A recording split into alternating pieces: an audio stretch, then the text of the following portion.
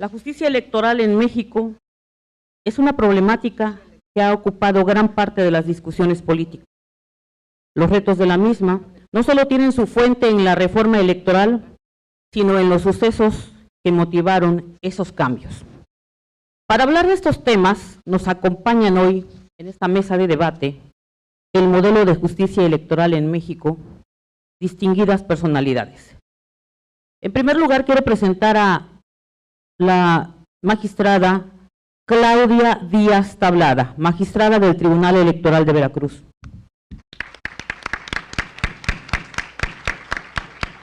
Bienvenida, magistrada. A la consejera Sandra López Bringas, consejera del Instituto Electoral del Estado de México. Bienvenida. A la doctora María Marván Laborde, académica del Instituto de Investigaciones Jurídicas de la UNAM.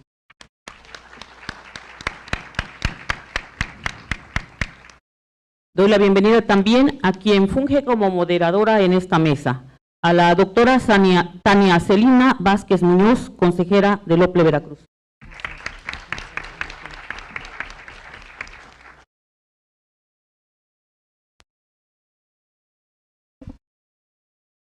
Hola, muy buenos días. Saludo con beneplácito a toda la comunidad universitaria que nos distingue con su presencia en esta ocasión. Por supuesto, en primer lugar me gustaría saludar con mucho afecto a mi compañero y amigo, el consejero Juan Manuel Vázquez Barajas, quien muy acertadamente tuvo la iniciativa de generar este foro para no solamente la comunidad universitaria, sino para el público en general. Sabemos que nos están transmitiendo en línea, eso es muy importante, se abre otro canal de participación en redes y pues por supuesto celebro y acompaño esta valiosa propuesta, no solamente del foro, sino de la visión global que posee mi compañero y amigo. Así que enhorabuena, Juan Manuel.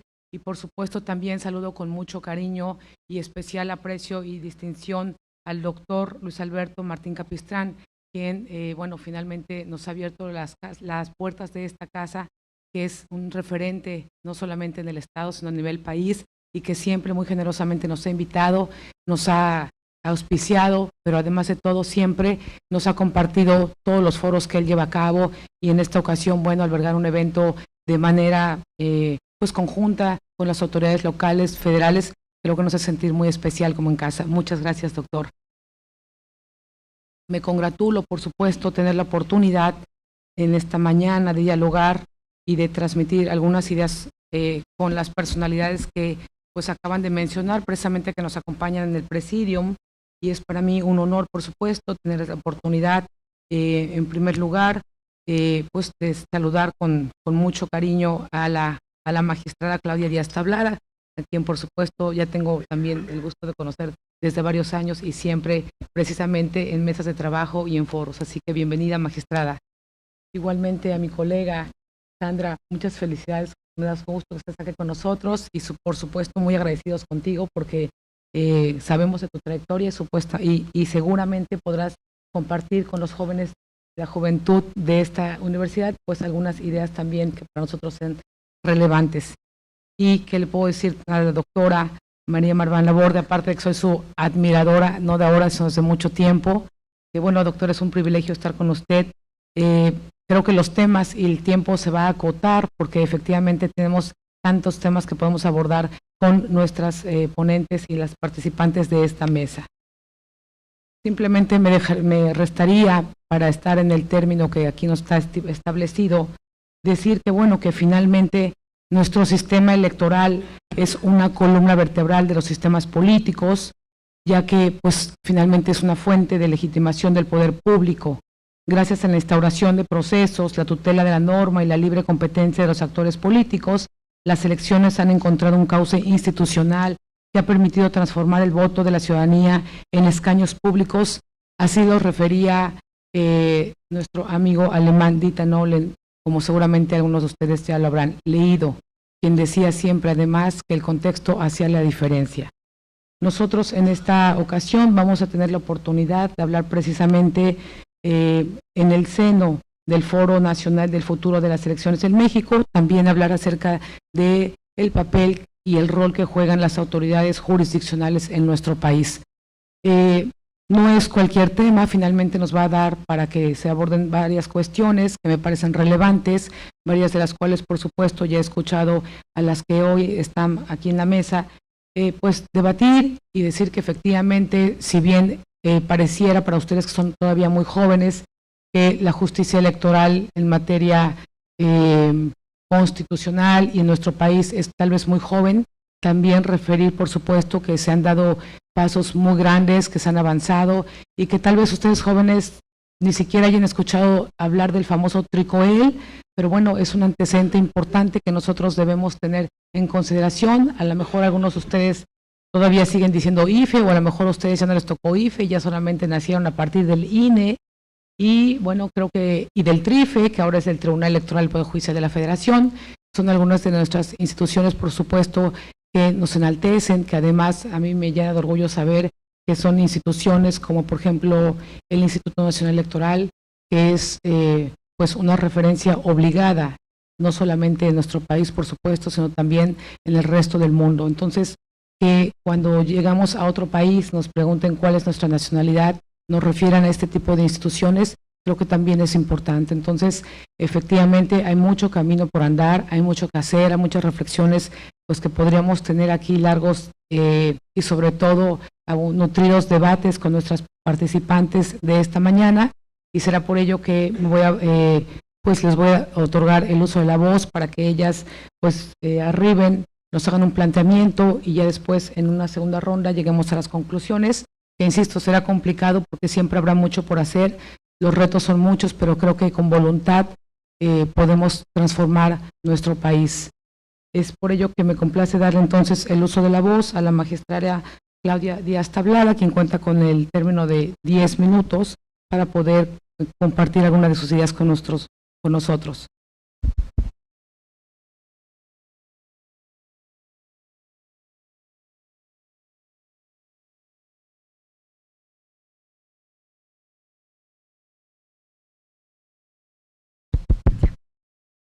Y bueno, es un gusto para mí estar el día de hoy con ustedes. Y bueno, precisamente el tema que me toca comentar el día de hoy es el específico al modelo de la justicia electoral en México. Bueno, la función principal de la jurisdicción electoral básicamente consiste en garantizar elecciones libres, periódicas y auténticas, en la que los ciudadanos puedan ejercer su voto de acuerdo a las características que éste tiene de manera universal, libre, secreta, directo, personal e intransferible. Y bueno, de hecho la función electoral ha ido dando pasos agigantados en este sentido, puestos que se ha expandido ante los vacíos legales y ante la necesidad de garantizar derechos y principios constitucionales.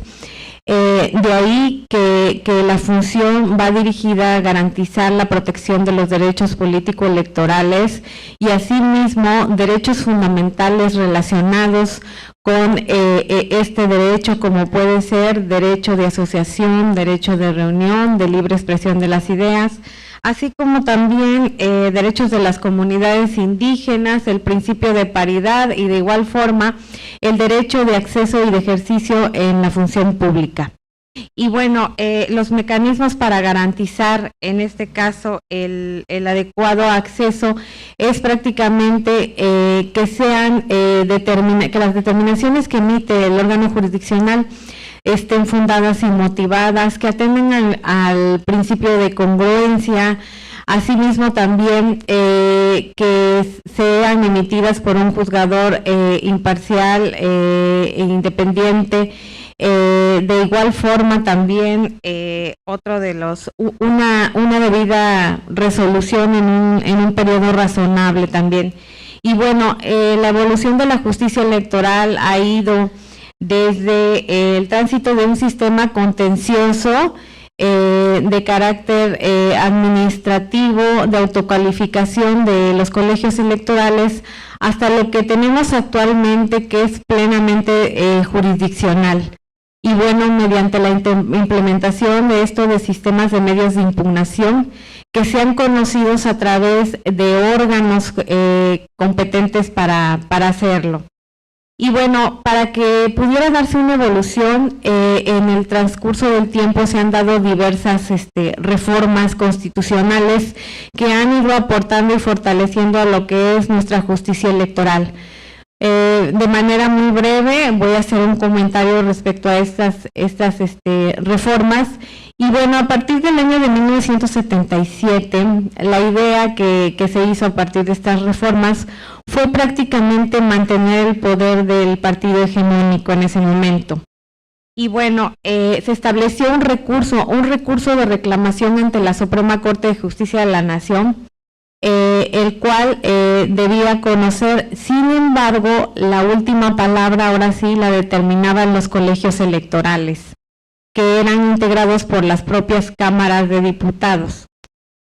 También posteriormente en 1986 hubo otra reforma constitucional y en esta prácticamente se estableció un régimen contencioso y precisamente lo que señalaba la consejera Tania, la creación del famoso TRICOEL, que era un tribunal de carácter administrativo, pero conociendo cuestiones meramente político-electorales en ese sentido. Y bueno, aquí se estableció también que los gobiernos eran los encargados de organizar las elecciones. También se estableció un sistema de medios de impugnación y se ordenó la creación de tribunales, estableciendo salas para poder hacer la distribución de los asuntos en la jurisdicción. Y bueno, con la creación de este tribunal, bueno, los medios de impugnación que tenían en ese momento era la queja y la reclamación, en este caso, la apelación, perdón. Bueno, posteriormente hubo una reforma en 1990 y con esta se creó lo que era el Tribunal Electoral.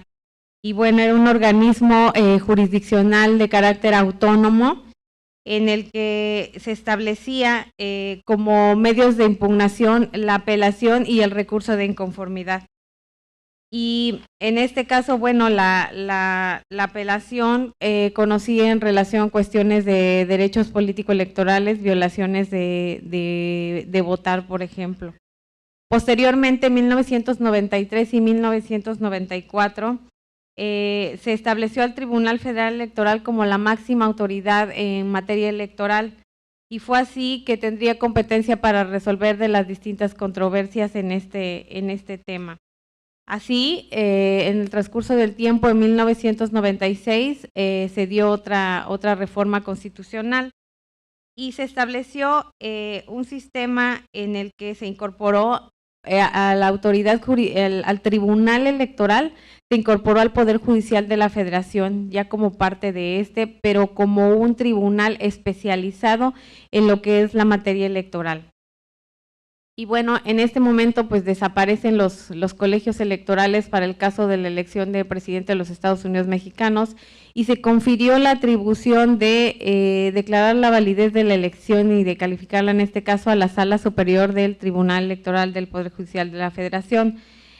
Posteriormente, en 2007 y en 2008, bueno, hubo una reforma constitucional, pero hubo varios cambios en este sentido y hubo, por ejemplo, la prohibición de la contratación de medios de comunicación de manera directa por parte de los partidos políticos.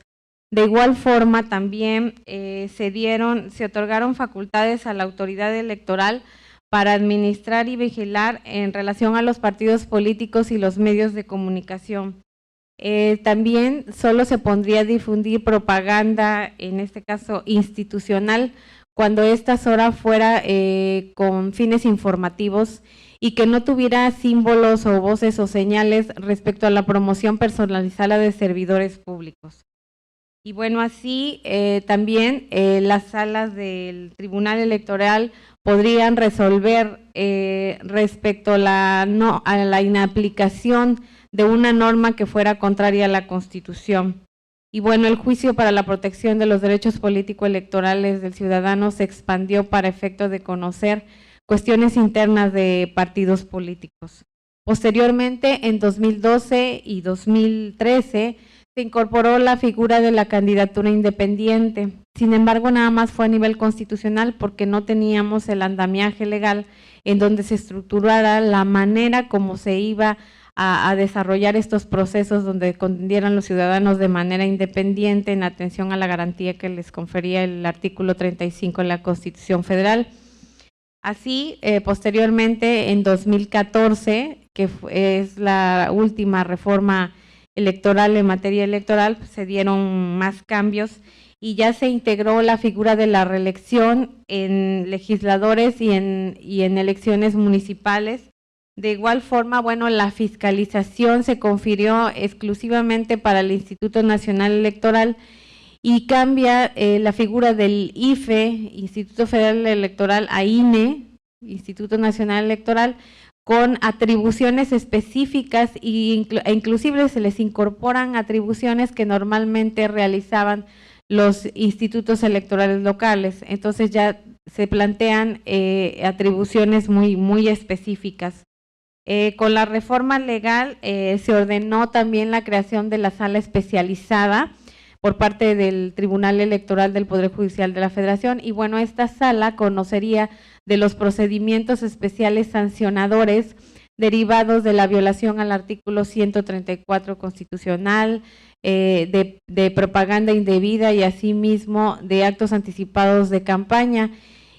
Y bueno, con un sistema distinto, el Instituto Nacional Electoral sería quien realizaría la instrucción de estos procedimientos y posteriormente la resolución sería emitida por el tribunal a través de la sala especializada. Así también se creó un medio de impugnación, el recurso de revisión del procedimiento especial sancionador, el cual procedería en contra de estas determinaciones y la competente para conocer de estos medios de impugnación sería la Sala Superior. Y bueno, con la intervención del Tribunal Electoral del Poder Judicial de la Federación en la protección de los derechos político-electorales, ha sido un gran avance en este sentido, porque como máxima autoridad jurisdiccional garantiza los derechos político-electorales de los ciudadanos y garantiza, como ya dijimos, elecciones libres, periódicas y auténticas. El tribunal, como un medio de control constitucional de los actos y resoluciones, salvaguarda en este caso los derechos de los ciudadanos en materia político-electoral y sobre todo garantiza los principios que rigen la materia, que son el principio de certeza, de legalidad, de independencia, de imparcialidad, de objetividad y de máxima publicidad. Así, atendiendo a la reciente reforma en materia de derechos humanos de 2011, a partir de la modificación al artículo 1 constitucional, bueno, esta interpretación que se hace se realiza de una manera progresiva, atendiendo al principio pro persona. Y bueno, el Tribunal Electoral ha procurado la máxima protección de los derechos político-electorales. Así, su función fundamental, a partir de esta evolución que ha tenido, se ha visto fortalecida y esta función interpretativa, unificadora, correctiva e integradora respecto a lagunas normativas. La función del Tribunal Electoral ha sido muy importante en el sentido de que ha realizado un gran avance respecto a cuestiones de interpretación, siempre atendiendo y haciendo interpretaciones a la luz de tratados internacionales, a la luz de derechos fundamentales previstos en la Constitución. Y así, bueno, esta judicialización de la política garantiza que se conserven los principios que deben garantizar una elección.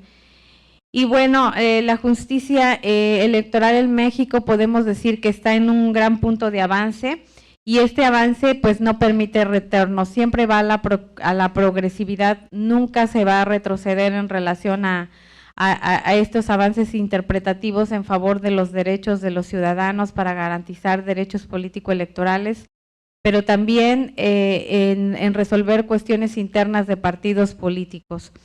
Y bueno, de ahí que la justicia electoral se haya consolidado de esta manera a través de diversas reformas constitucionales,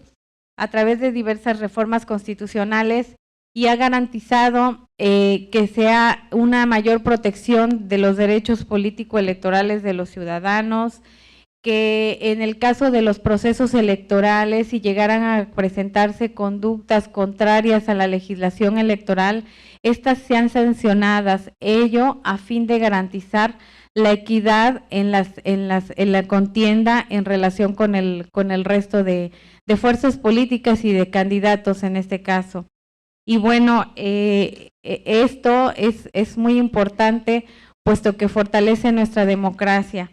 De ahí que esta justicia se haya consolidado para garantizar la protección de los derechos tanto de los ciudadanos como de los partidos políticos. Muchas gracias.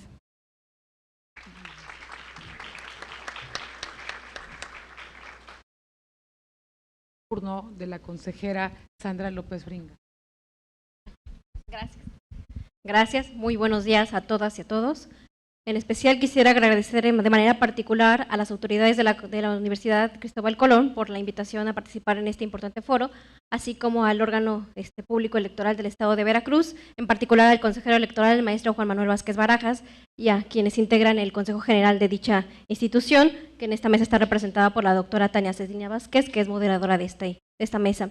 Asimismo, para mí es muy grato estar en esta mesa de debate y compartir con la magistrada Claudia Díaz Tablada, magistrada del Tribunal Electoral de Veracruz, y la doctora María Marván Laborde, que bueno, quisiera hacer la referencia de que ella fue integrante del Instituto Federal Electoral y también es fundadora del Instituto de Transparencia, que bueno, que actualmente se llama Instituto Nacional de Transparencia y Acceso a la Información Pública, y es pionera en ambas materias, tanto la transparencia como la democracia en nuestro país. Ya la magistrada Claudia Díaz Tablada nos habló sobre la justicia electoral en nuestro país, en el orden federal y su evolución.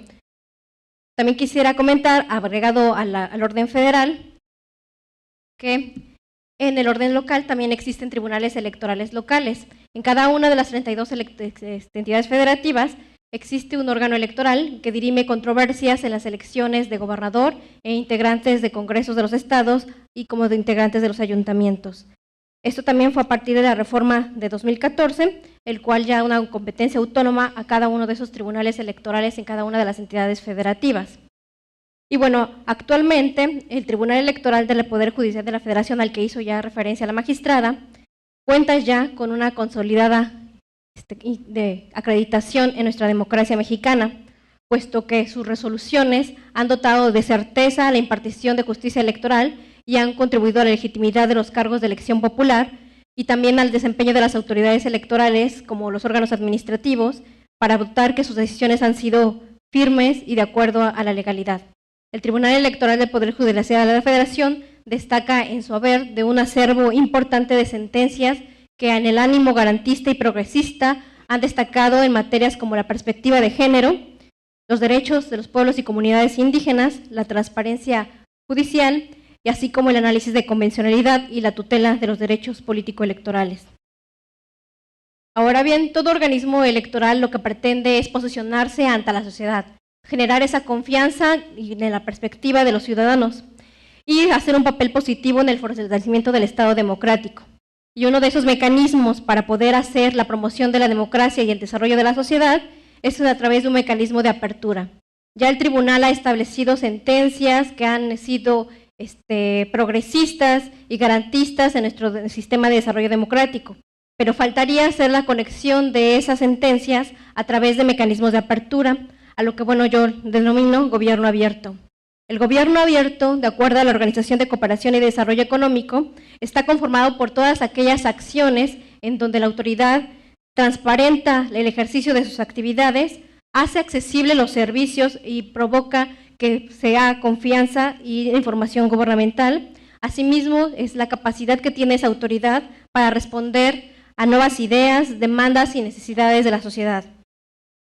En los últimos años, los organismos electorales, tanto jurisdiccionales como administrativos, han ponderado esta organización y ejercicio abierto de las actividades, a través del mayor ejercicio de la transparencia. Actualmente en nuestro país existe un sistema nacional de transparencia que obliga a los órganos responsables a aperturar toda y cada una de sus actividades. Y bueno, también las autoridades están obligadas a hacer sus acciones y actividades en un lenguaje más sencillo y claro, a efecto de que la ciudadanía pueda conocer de manera más sencilla y eficaz sus actividades. Esto a través del lenguaje incluyente. Además, las autoridades están obligadas a realizar el ejercicio de la transparencia a través del uso de medios de comunicación. En particular, actualmente ha cobrado gran impulso las redes sociales como parte de esa comunicación social.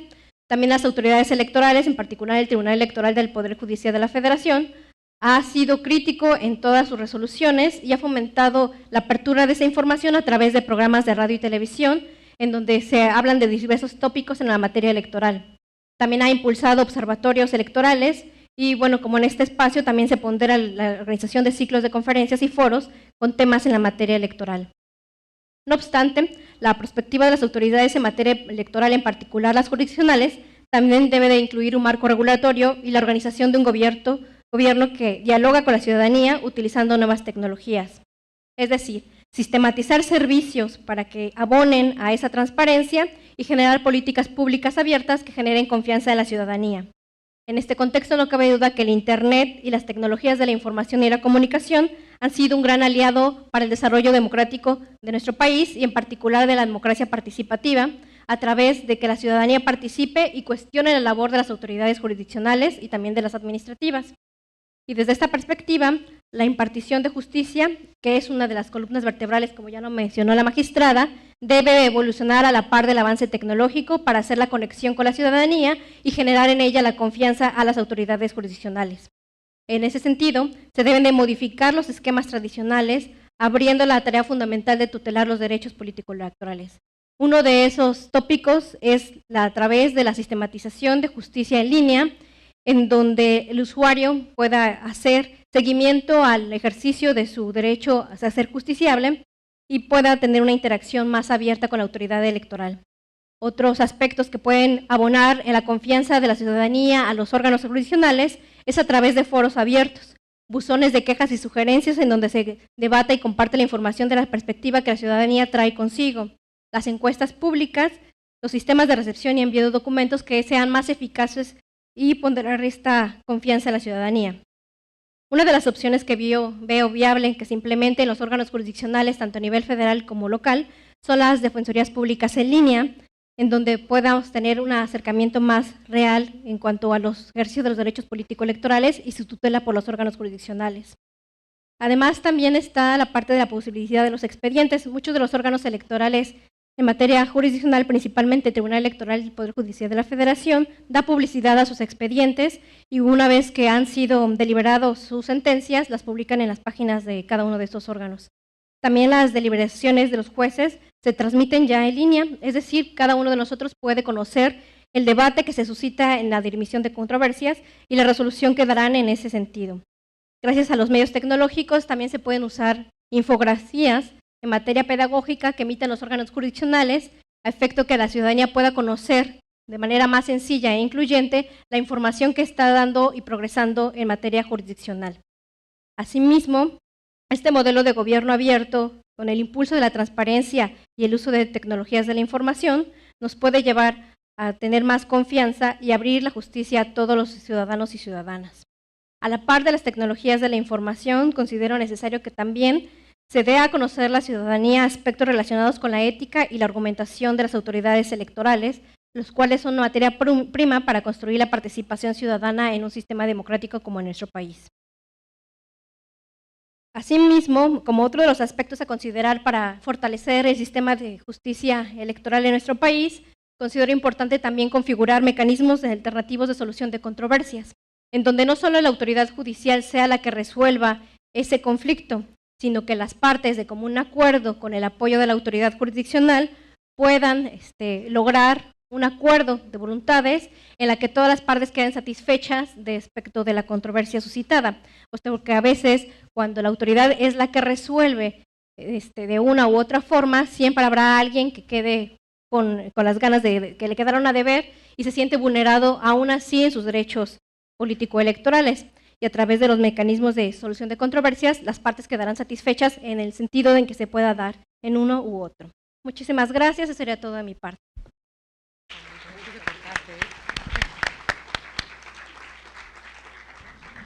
Gracias. Efectivamente, no leí la currícula porque, bueno, la metodología me lo prohibía, pero nada más como un dato relevante para nuestra última ponente, sin, por supuesto, querer...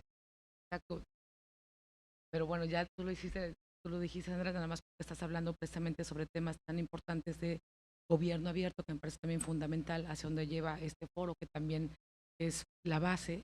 Simplemente mencionar que en la Organización de Estados Americanos, la doctora Marván participó en el grupo redactor de la Ley Modelo de Transparencia y Acceso a la Información y fue invitada por el equipo de Barack Obama a participar en el grupo de creación de la Alianza Internacional para el Gobierno Abierto.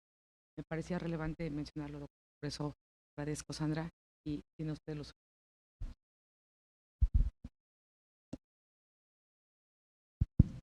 Ahí estuvo. Muy buenos días a todos ustedes, muchas gracias por estar aquí y desde luego agradezco tanto al Instituto Electoral de Veracruz como a la Universidad de Cristóbal Colón la invitación. Es un honor compartir la mesa con consejeras y magistrada. A ver, yo voy a tratar de hacer más un balance de lo que ha significado el tener, o de 5 puntos específicamente, que creo que es necesario revisar o repensar de nuestro sistema de justicia electoral. Desde luego comparto con quienes me antecedieron en el uso de la voz, que el tener hoy un tribunal especializado y un mecanismo especializado para impartir justicia electoral es un gran avance de nuestro proceso de transición a la democracia y del proceso de consolidación de la misma. Hablaba la consejera, al igual que la magistrada, de las épocas anteriores a 1977, a 1986, donde realmente no había manera real, práctica y posible de impugnar las decisiones de la entonces Comisión Federal Electoral. Cuando ustedes vean CFE en el mundo electoral, no estamos hablando de la Comisión Federal de Electricidad, sino de la Comisión Federal Electoral, que era lo que existía antes del IFE y de los institutos locales. Dicho eso, paso a decir 5 puntos que me parecen muy importantes para repensar hoy nuestra justicia electoral, que como bien decían, es como todo perfectible. El primero es que hay que entender cuál es la razón de ser de los tribunales electorales. Contrario a lo que pareciera, sobre todo si leemos la prensa, la razón de ser de los tribunales electorales no es enmendarle la plana ni al INE ni a los organismos políticos locales. Claro, tienen que revisar las decisiones que estos toman, pero no nacieron para eso. Tendríamos que pensar en una lógica mucho más profunda, realmente de democracia integral del país. La razón de ser de ellos, creo yo, tanto del INE como del tribunal, fíjense, tienen la misma razón de ser, y es proteger la democracia en nuestro país, la democracia procedimental, en donde se toman decisiones para elegir gobernantes, para elegir representantes, y esto tiene que ser de manera democrática, y perdón por la redundancia. Yo creo que a veces los tribunales pierden de vista esto y toman la decisión, o toman muchas decisiones diciendo, ¿cómo mejoro lo que hizo el instituto o cómo mejoro lo que hizo determinado organismo político local? Y no cómo fortalezco la democracia. Creo que eso es algo que los magistrados nunca deberían de perder de vista, y a ratos pareciera que así sucede. Segundo punto, ¿cuál es la naturaleza de los partidos políticos? Desde luego estoy de acuerdo en que el artículo 1 constitucional nos obliga a una lectura progresiva de los derechos humanos, y que tenemos que ser todas las autoridades yo ya no soy autoridad, tienen que ser todas las autoridades jurisdiccionales, administrativas o de cualquier otra naturaleza, progresista en la implementación de los derechos humanos. Si bien es cierto que los partidos políticos están llenos de humanos, la verdad es que no podemos por eso decir que los partidos políticos tienen derechos humanos. Los partidos políticos no son seres vulnerables.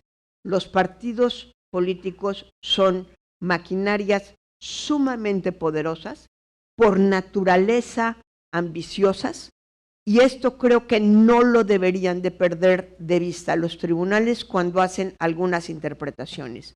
Una cosa es defender los derechos de los ciudadanos y otra cosa muy distinta, ser garantista con los partidos políticos. Los partidos políticos son autoridad y hay que exigirles.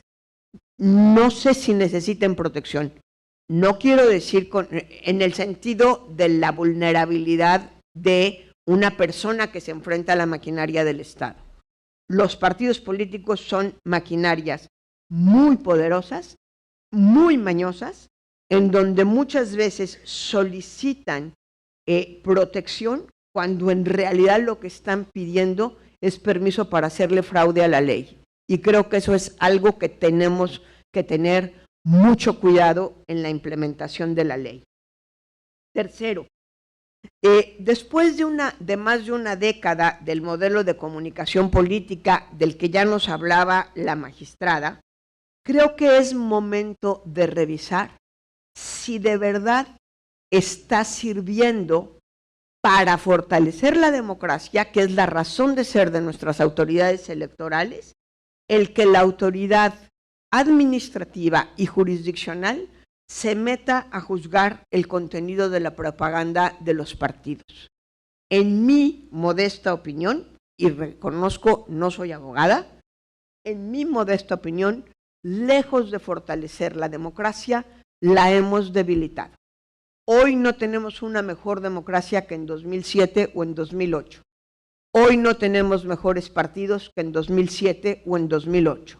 Por el contrario, tenemos un sistema electoral mucho más complicado, en donde hay un profundo desgaste de los partidos políticos, un profundo desgaste de las autoridades administrativas y jurisdiccionales que están fomentando la convicción de los ciudadanos que los partidos son tramposos y las autoridades no sirven para nada.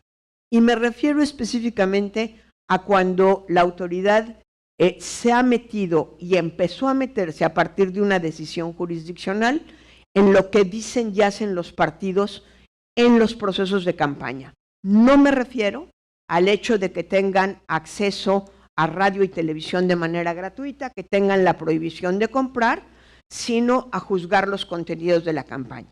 Yo los invito a que revisen la gran mayoría de las impugnaciones que hace un partido respecto del contenido de uno de los spots o de un dicho en un meeting o de un espectacular, siempre le hace el partido contrario cuando le duele. ¿Qué es lo que está buscando? Que el otro partido no le haga daño. ¿Sí? ¿Realmente eso está protegiendo a la democracia? Yo creo que estamos violando la libertad de expresión, otra vez sobreprotegiendo a los partidos y dañando a la democracia. Cuarto, los partidos políticos, todos, y quiero subrayar todos, no han asumido un verdadero compromiso por la democracia. Tenemos y hemos fomentado a través de la legislación electoral la inadmisibilidad de la derrota. Tenemos una cultura de no perder o no aceptar los resultados electorales, en gran medida, creo yo, por la tolerancia y magnanimidad de los tribunales electorales. Quien queda en segundo lugar, asusado muchas veces por abogados que han hecho un magnífico negocio defendiendo a los partidos, les dicen dentro de su propio partido y abogados que se van a llevar una tajada grande de dinero, tú ve y quéjate de lo perdido a lo encontrado, con buena suerte y hasta te anulan la elección, ¿sí? Y eso está atropellando la consolidación de la democracia en nuestro país. Creo que hay muchísimas de las demandas de justicia electoral, déjenme poner justicia electoral, que en realidad obedecen a la inadmisibilidad de la derrota, que van y se presentan una y otra vez, y en ese sentido también creo que hay que hablar de la larguísima cadena impugnativa que toleramos en nuestro país, porque las leyes así lo mandatan, pierden en todas las instancias y no obstante eso, piden la nulidad de la elección. Ejemplos hay muchos. El más reciente, por supuesto, es la elección de Puebla. Llamaron y pidieron un recuento completo de votos. Se contaron los votos, uno por uno, con una decisión sumamente complicada de implementar. Y después de eso todavía pidieron la anulación de la elección. La verdad creo que ahí tenemos que tener mucho cuidado y con esto concluyo en mi quinto punto. No favorece a la democracia ni niega el acceso a la justicia desechar quejas frívolas. Creo que al contrario hemos debilitado profundamente la fe en la democracia de los ciudadanos y el compromiso democrático de los partidos políticos al aceptar todas las demandas, muchas de ellas frívolas, de los partidos políticos. Creo, la verdad, que tenemos que limitar en gran medida lo que aceptamos como demanda y en ese sentido, además, como consecuencia de lo primero, limitar las interpretaciones de los partidos. No hay una serie de reglas electorales que no admiten interpretación y menos bajo el pretexto, y me hago cargo de lo que estoy diciendo, es muy fuerte lo que estoy diciendo, y menos bajo el pretexto de que estamos defendiendo derechos humanos de los ciudadanos, ¿sí?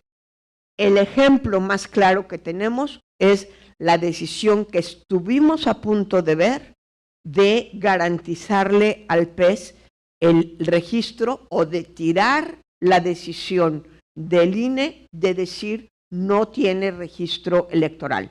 Reconozco y me congratulo de ello que el Tribunal Electoral, la Sala Superior, no apoyó el primer proyecto que conocimos y determinó que se debería denegar.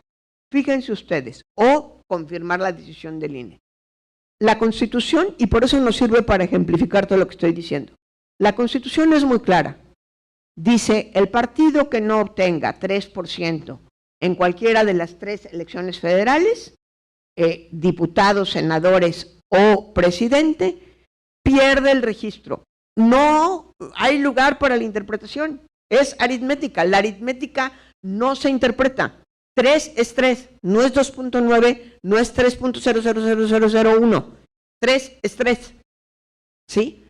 Con solo ver la demanda, desde mi perspectiva, y conste que ya me confesé, no soy abogada, la Sala Superior la debió de haber desechado. Era una queja frívola.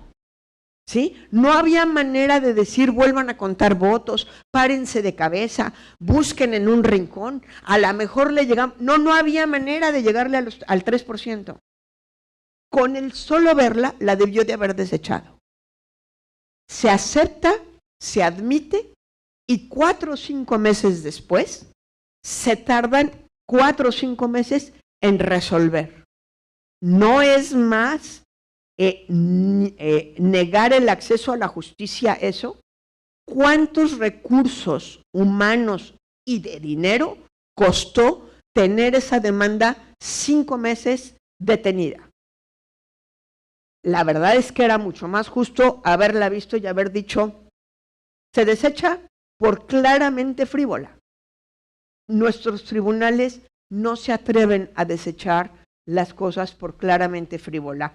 Y muchas veces cuando tribunales locales o salas regionales se han atrevido a hacerlo, la sala superior, no nada más de esta conformación, es un problema que venimos arrastrando a lo largo de 20 años, dice no, mejor sí admítelo y lo revisamos.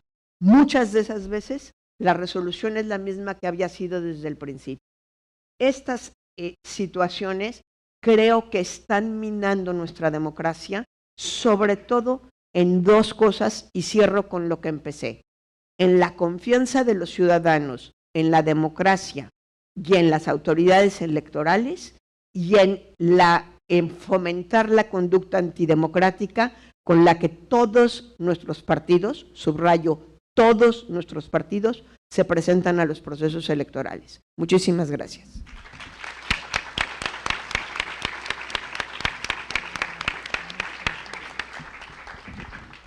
Bueno, ya escucharon algunas reflexiones que veo aquí algunos de mis colegas, por supuesto ya quieren empezar el debate, entonces por ello es que vamos a recibir algunas de las preguntas que generosamente nos ha formulado el auditorio.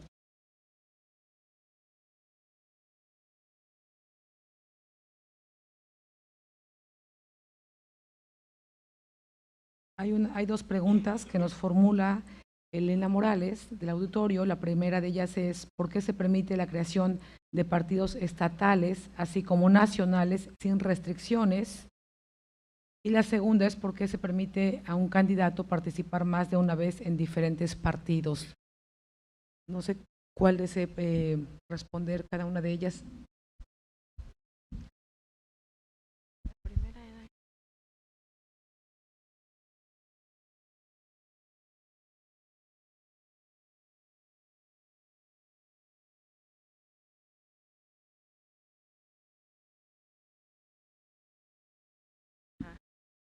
Bueno, en relación a por qué se permite la creación de partidos políticos estatales, así como nacionales, sin restricciones, bueno, la Constitución Política de los Estados Unidos Mexicanos establece en el artículo primero que todos gozaremos de las garantías que se establecen en la misma, como nuestra Carta Magna que existe en el país, y a partir de ahí, pues existe la libertad de asociarse los partidos políticos es una garantía de todos los ciudadanos mexicanos, y en atención al respeto a la misma, tienen el derecho de reunirse y de asociarse para efecto de crear partidos políticos, ya sea estatales o nacionales, siempre y cuando cumplan con los requisitos que establece la ley.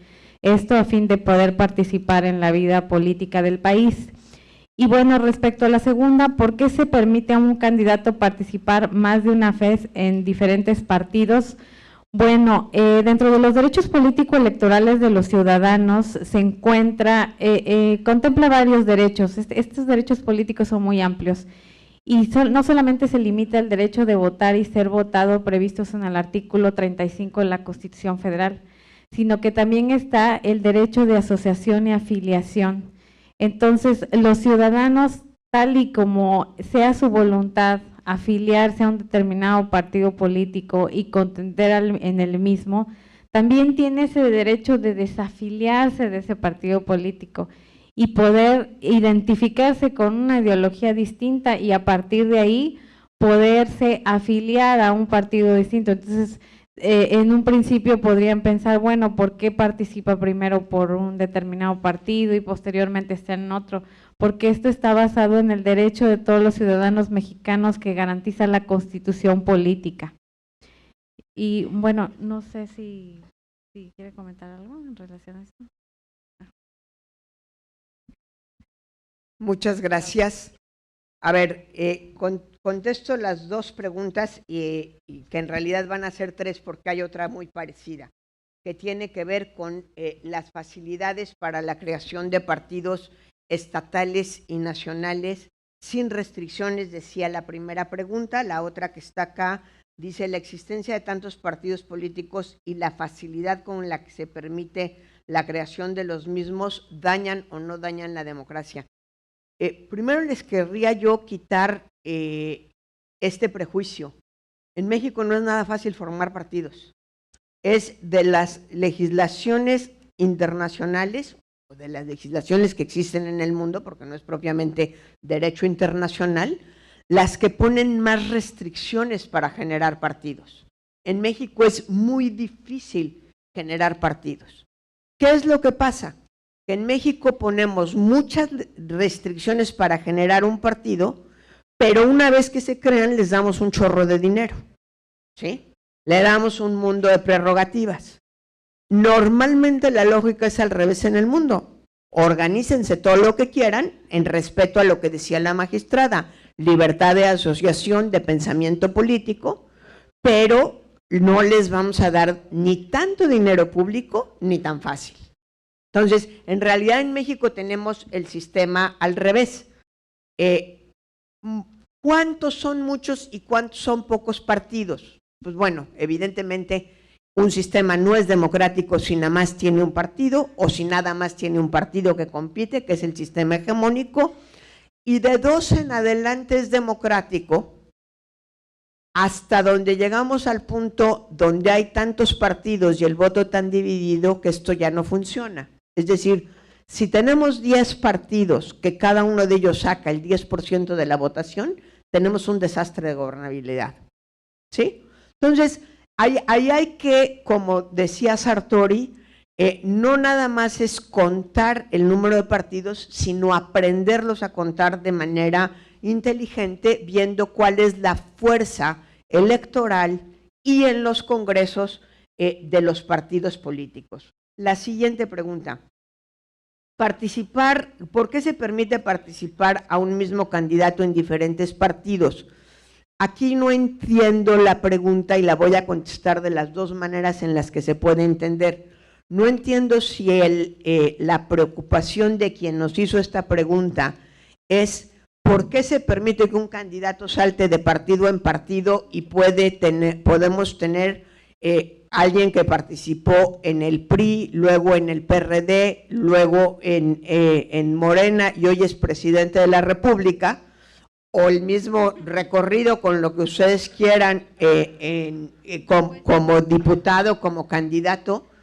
La verdad es que es muy difícil impedirle a una persona que cambie de partido político. Sucede en todo el mundo, nada más que no en todo el mundo el electorado es tan complaciente como lo somos en México, ¿sí? O sea, a quien correspondería castigar ese chapulineo, del PRI al PAN, del PAN al Verde, del Verde, etcétera, a quien correspondería castigar el chapulineo es a los propios ciudadanos con el voto. A ver, yo no te creo a ti, no creo que seas una persona congruente políticamente si te da lo mismo defender al PAN que al PRI, que al PRD, que al Verde, que a Movimiento Ciudadano y vamos formándonos en la lista. La otra vertiente que puede tener esta pregunta, y no sé a qué se referían, es por qué una misma persona puede ser candidato de, ahora no vamos a usar el ejemplo del presidente de la República para que no piensen que estoy sesgada, ¿por qué puede ser al mismo tiempo Ricardo Anaya, candidato a la presidencia del PAN, de Movimiento Ciudadano y de, ¿cuál era el tercero? Y del PRD, por nuestras reglas de coaliciones. Y yo creo que ese es otro tema, pero nos llevaría a una mesa entera que también tendríamos que revisar. No me gustan las reglas de coaliciones que tenemos en México, creo que son muy permisivas para vacilar a los ciudadanos, y no me gusta tampoco que se haya aprobado el que los ciudadanos podamos dividir nuestro voto. Me parece que tenemos que regresar al principio de un ciudadano, un voto. Creo que les facilitaríamos mucho la vida a los consejeros electorales y al conteo de votos. Creo que yo tendría que tener la obligación como ciudadano de decidir, quiero apoyar a Juan Pérez, que pertenece en este partido. Y se acabó. Si se juntaron 3 partidos, pues ¿cuál de los 3 me cae mejor? ¿O cuál de los 3 me cae menos mal? él viene del partido Morena, o él viene del partido Acción Nacional, o él viene del PRI, pues lo apoyo en su partido de origen y no estoy jugando a darle vida artificial a partidos que no tienen arraigo entre la ciudadanía, como sucedió con el PES. Con eso contesto. Me pasaron otra mientras hablaba. Ya no voy a hablar tanto porque si no, no vamos a acabar. El día de ayer se hablaba del voto electrónico. ¿Qué tan real puede ser esto? Si, como se menciona, hay una crisis de confianza a los partidos políticos. Me lo preguntaba también la consejera en corto. Yo creo que es imposible. Y no porque no haya avances tecnológicos, tenemos un sistema electoral basado en la desconfianza, que retroalimenta la desconfianza, un discurso del fraude que no queremos desterrar a partir de las evidencias, y vuelvo a mi punto central de mi ponencia, en gran medida porque los partidos no tienen un compromiso con la democracia. Cuando los partidos ganan, le conceden a la autoridad como un favor decir, pues no lo hiciste tan mal, ¿sí? Cuando los partidos pierden, se van en contra de la autoridad, se van en contra de los demás partidos, y es impresionante que teniendo un sistema electoral tan caro, donde hay tantas alternancias, donde hay tantas posibilidades de defender tus derechos, los partidos sigan diciendo que somos un país en el que impera el fraude, no por haber sido consejera electoral, no por el respeto que les tengo a los magistrados. En este país, la verdad es que el sistema, de manera sistémica, permítanme redundar, ya no es un sistema de fraude, ya no es un… Hay trampas, sí, pero hay muchas formas de detener a los tramposos. El que gana porque hizo trampas, nadie me lo ha podido demostrar, Nadie me lo ha podido demostrar, porque es muy fácil decir, es mucho más fácil enarbolar el discurso de la desconfianza que el de la confianza. Yo los invito, la próxima vez que oigan a alguien hablar del horroroso sistema electoral que tenemos, de las asquerosas autoridades electorales que tenemos, de la incapacidad que tenemos los mexicanos de ser democráticos, que revisen ustedes quién se los está diciendo, con qué intención. 99.99% de las veces es el que perdió porque está muy enchilado. Muchas gracias.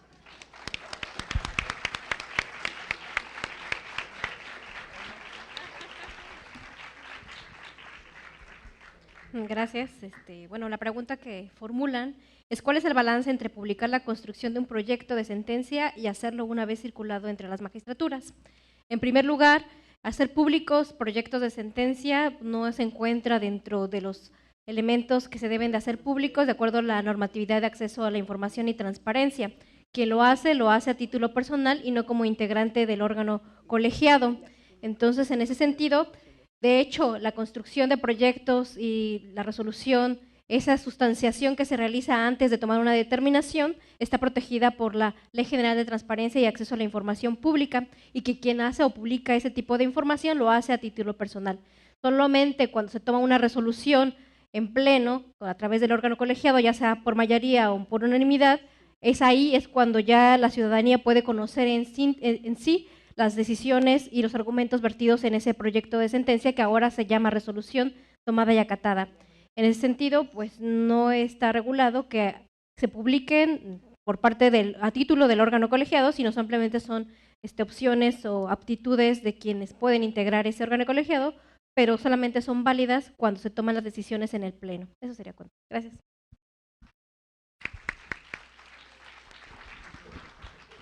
No me preguntaron a mí, pero me gustaría contestar. Me parece que estamos arriesgando la democracia publicando sentencias antes de tomar la decisión, porque estamos politizando mucho más la administración de la justicia. Y esto tiene que ver con lo que decía yo hace un momento de la manga tan ancha en donde muchos magistrados han pensado que su trabajo es interpretar la ley y no aplicar la ley. Desde luego un tribunal tiene que interpretar en todo el mundo, en todos los ámbitos de justicia. Pero sí hay ciertas reglas de aplicación directa donde no cabe la interpretación. Y pensemos, por ejemplo, en la resolución del PES, y conste que dije que me gustaba la resolución que habían tomado. ¿Habría cambiado el magistrado Felipe de la Mata su resolución si la aceptación en el público hubiera sido mayoritariamente en favor del PES? Pues quién sabe, ¿eh? Yo creo que hubo, a la hora que salió la resolución, yo creo que hubo una reacción muy fuerte en contra de la resolución, diciendo, ¿y como por qué le vamos a salvar el registro? No hay de dónde pescarse para salvar el registro. Como esas son muchas decisiones, yo sí creo que los tribunales colegiados tienen que resolver lo más apegado conforme a derecho y politizando lo menos posible las decisiones. Vamos otra vez al caso de Puebla. ¿Qué pasó en Puebla? Pues la mitad de Puebla quería que se anulara la elección y la otra mitad que no. Qué casualidad, los panistas no querían, los no panistas sí querían. Hombre, de verdad, ¿se necesita ser brujo para imaginar que eso iba a pasar? Sí.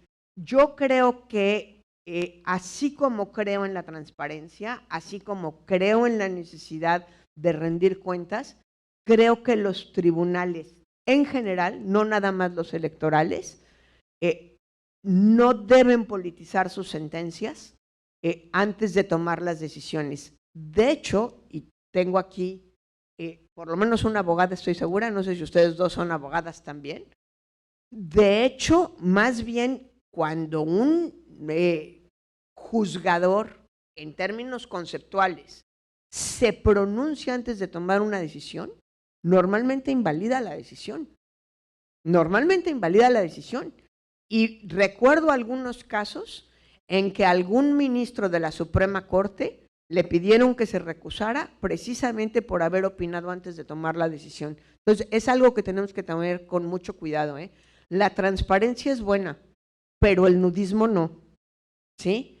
Y la transparencia, la pongo entre comillas, dando a conocer sentencias para calar cuál es la reacción del público y por supuesto de las partes del pleito para después resolver en consecuencia, nos está minando la democracia, no nos las está fortaleciendo.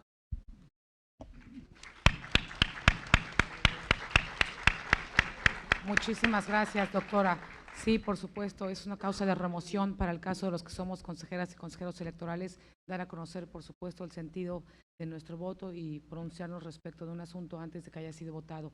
Pues bueno, me queda claro que todos nos vamos a llevar varias tareas después de lo que aquí se analizó esta mañana. Me siento muy complacida, por supuesto, muy afortunada de haber tenido la oportunidad de participar con las instituciones convocantes en temas tan trascendentes y sobre todo, efectivamente, me parece que al final del día nos queda mucho por hacer, que si finalmente no participamos, pues después no nos podemos quejar y hoy pues somos el resultado de todo lo que nosotros hemos hecho o dejado de hacer, así que como sociedad y ustedes como juventud, los invito a que participen activamente, a que se involucren, a que se interesen, a que se ocupen de esos espacios públicos, a que esa palestra pública la hagan suya, que ahí están las redes sociales para que también interactúen y de manera responsable, por supuesto, y por supuesto también decir que es efectivamente que creo que los que trabajamos en una institución, en un colegiado, debemos por encima de todo privilegiar y saber que por encima del interés personal está el interés de la institución y como sociedad lo que tenemos que hacer como autoridades es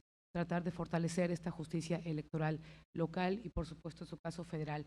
Muchísimas gracias a las participantes de hoy. Me siento, como lo dije, muy honrada de tener la oportunidad de haber estado con ustedes esta mañana y gracias, por supuesto, doctor. Gracias, Juan Manuel. Gracias a todas las consejeras y consejeros que nos acompañan. Gracias a la magistrada Gladys, que ya está por acá. Y, por supuesto, a la doctora Yolanda, que ya está aquí esperando a la otra ponencia.